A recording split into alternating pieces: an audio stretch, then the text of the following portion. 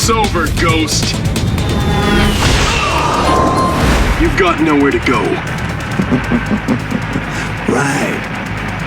There's more than one reason why they call me Ghost. සාදරයෙන් පිළිගන්නවා ඔක්කොම අදත් මගේ YouTube channel එකට.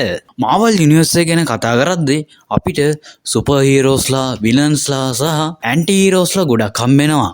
මේ අතරේ ඉන්න තවත් එක කැරක්ටර් එකක් තමයි මේ Ghost කියන්නේ. මොකද්ද මෙයාගේ ඔරිජින් ස්ටෝරි එක? අද වීඩියෝ එකෙන් කතා කරන්න යන්නේ මේ Ghost ගේ ජීවිත කතාව ගැන. එහෙනම් අපි යමු වීඩියෝ එකට.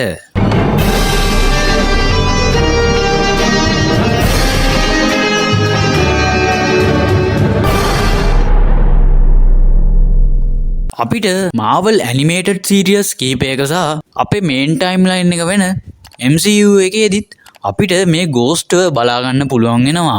අපිට MCU එකේදී නම් Ant-Man and the Wasp කියන movie එකේදී තමයි පළවෙනියට මේ Ghost බලා ගන්න පුළුවන් වෙන්නේ. MCU එකේ Ghost ගෑනු කෙනෙක් කියලා සහ මෙයාගේ background story එකත් අපිට Ant-Man and the Wasp movie එකේදී බලා ගන්න පුළුවන් වුණත් original Ghost නැත්තම් comic Ghost ගේ background story අපිට කොහෙදිවත් හරියට කියලා නැහැ. ඒ කියන්නේ MCU එකේදී මේ Ghost නමක් සහ background story එකක් දීලා තිබ්බට comic එකේ ඉන්න Ghost නමක් දීලා නැහැ වගේම මෙයාගේ background story එකත් අපිට හරියට comic වල කියලා නැහැ. ඒ වුණාට අපිට Thunderbolt #105 කියන comic එකේදී මේ Ghost ගේ background story ගැන ටිකක් බලා ගන්න පුළුවන් වෙනවා. අපිට මේ Ghost පළවෙනියටම බලා ගන්න පුළුවන් වෙන්නේ Iron Man #219 The Ghost and the Machine කියන කොමික් එකෙන්. මෙයා ඔරිජිනලි Ant-Man ගේවත් Wasp ගේවත් හතුරෙක් නෙමේ.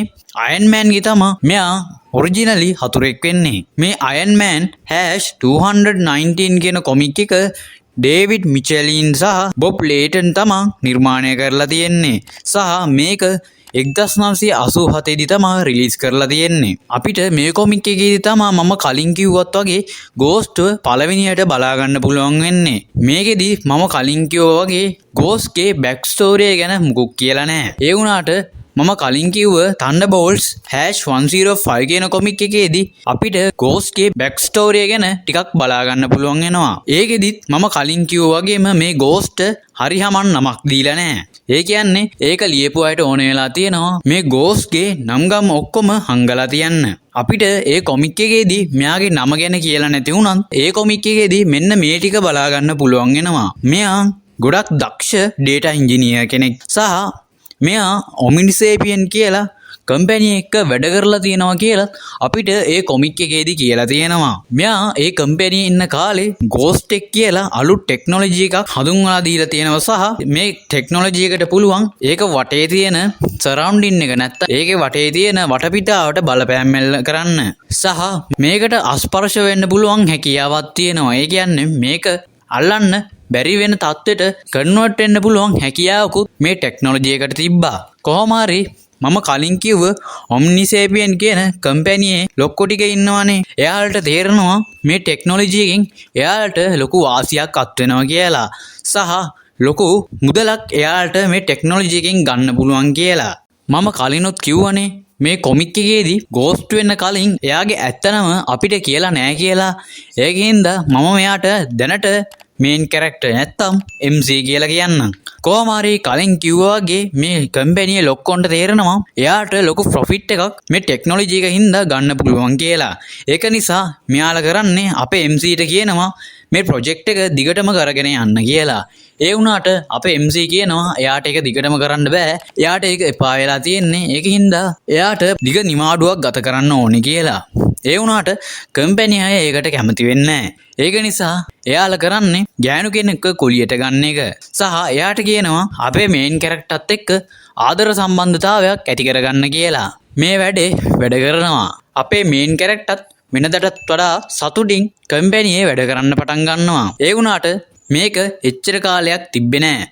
ටික දවසකින් අර ගෑනු කෙනා පිපිරීමකින් මැරෙනවා කියලා අපේ මේන් කැරක්ටර්ට දැනගන්න පුළුවන් වෙනවා. මේක නිසා අපේ මේන් කැරක්ටර් ගොඩක් මානසිකව ඇද වැටෙනවා. මේක නිසා මෙයා කරන්නේ අලුත් data network එකක් create කරලා තමන් කලින් create කරපු Ghost Tech එක තමන්ගේ ඇඟත් එක්ක සම්බන්ධ කරගන්න එක. මෙතනදී සරලම කිව්වොත් මෙයාගේ මොලේ ගොඩක් වැඩි වෙනවා. මෙතනදී මෙයාට තේරෙනවා තමන්ගේ ගර්ල් ෆ්‍රෙන්ඩ්ව මැරුවේ වෙන කවුරුත් නෙමේ කම්පැනි අයම තමා තමන්ගේ ගර්ල් ෆ්‍රෙන්ඩ්ව මරලා තියෙන්නේ කියලා.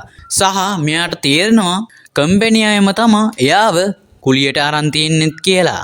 ඒ වුණාට මේ ගෑනු කෙනාට තවත් සල්ලි ඕන හින්දා අන්තිමේදී කම්පැනියේ ලොක්කව බ්ලැක්මේල් කරන්න හදපු හින්දා තමා ඒ ගෑනු කෙනාව මරලා තියෙන්නේ කියලා අපේ මේන් කැරක්ටර්ට තේරෙනවා.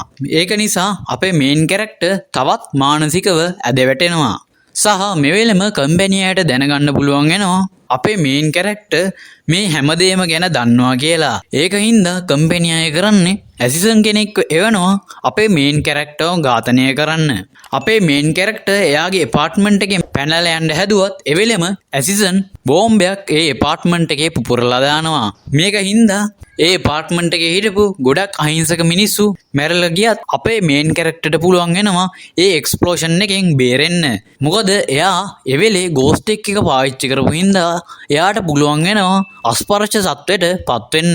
මේ පිපිරීමෙන් බේරුණත් එයාට තේරෙනවා Taman ටක් ගාලා මේ ලෝකෙන් අතුරුදහන් වෙන්න ඕනේ කියලා. සහ Taman ගැන තියෙන හැමතොරතුරක්ම අයින් කරන්න ඕනේ කියලාත්. මේක නිසා මෙයා කරන්නේ Tamanට මෙච්චර දුකක් දුන්න හැමෝම මරලා දාන එක සහ Taman ගැන තිබ්බ හැම ඩේටා එකක්ම මකලා දාන එක. මේක හින්දා තමයි අපිට තාම කොමික් ගෝස්ට්ගේ නම දැනගන්න පුළුවන් වුන්නේ නැත්තේ. මොකද එයා Taman ගැන තිබ්බ හැම ඩේටා එකක්ම මකලා දාපු හින්දා. කොහොම හරි මෙයා මිනිස්සුන්ට හොදක් කරන්න නැති සමාගම් ඔක්කොම විනාශ කරලා දාන්න තීරණය කරනවා. ඔන්න ඕක තමයි මාවල් ගෝස්ට්ගේ කොමික් බෑග්ග්‍රවුන්ඩ් ස්ටෝරිය වෙන්නේ. අපිට හරියටම මෙයාගේ බෑග්ග්‍රවුන්ඩ් ස්ටෝරිය දීලා නැහැ කියලා ඔයාලට දැන් තේරෙනවා ඇති. එක එක යුනිවර්ස් වල එක එක විදියට තමයි මේ කතාව තියෙන්නේ. සමහර යුනිවර්ස් වල මෙයා කුලී මිනිමරුවෙක් වෙනවා. සහ තවත් යුනිවර්ස් වල මෙයා ඇන්ටි හීරෝ කෙනෙක් වෙනවා.